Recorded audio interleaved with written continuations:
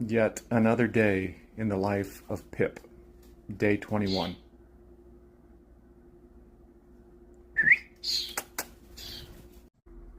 Pip.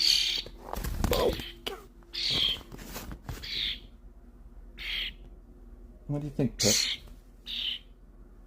Pip, do you want to be famous?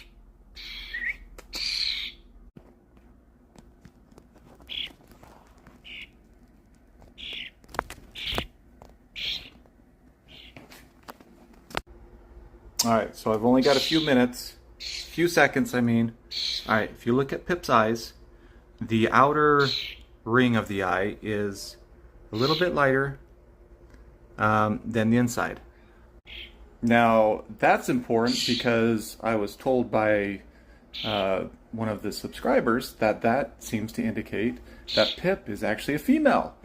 And that's a little bit inconvenient, actually, because I already have 4 girl human daughters, and so the hope was that Pip was a boy, and that may not be the case.